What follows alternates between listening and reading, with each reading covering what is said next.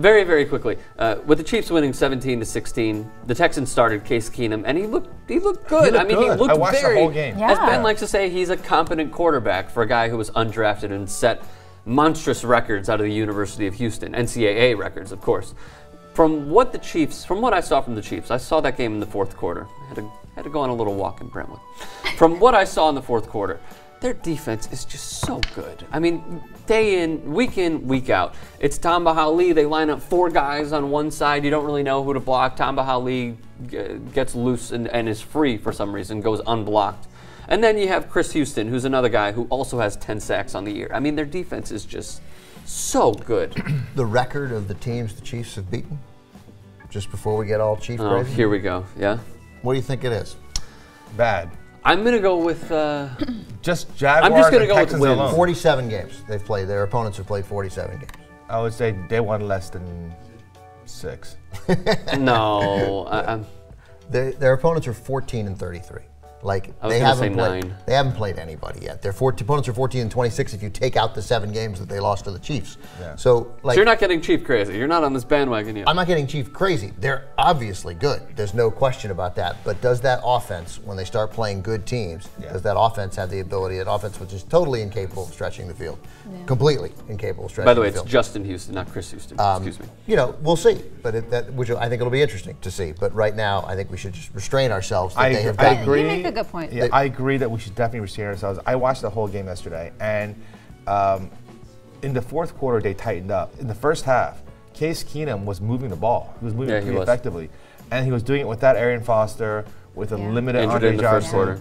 And he was using his other rookie receiver, DeAndre Hopkins. And Casey didn't look that dominant. They didn't. But here's another reason why Casey has been very effective on defense. It's their offense.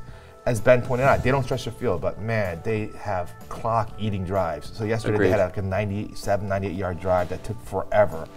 All underneath dink and dunks with Jamaal Charles lining up wide, sweeping around for like a little 7-yard pass. It turns into a 14-yard play. Sure. They got a huge 3rd and 21 conversion in the fourth quarter of that game, deep in their own territory, on a little screen pass to McCluster. There's a screen pass. Won the game.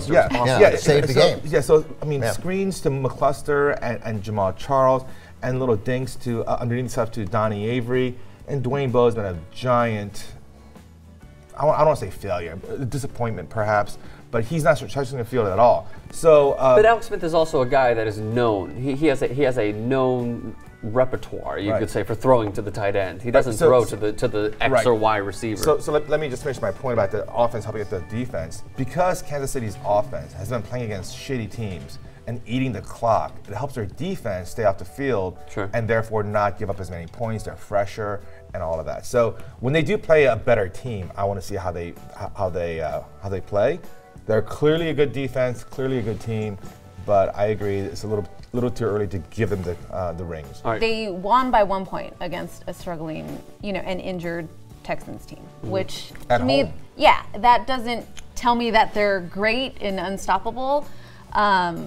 But they are good. You can't deny the defense. They put up the numbers. They're getting the stops. When you win 7 games in a row in the NFL, you're good. You're good. You can't do that. Yeah, and last time Andy Reid was 7-0, he took my Eagles to the Super Bowl and lost. Marcus Vick just tweeted that that was a stupid point, you dumb motherfucker. All right, and on that note, we are done.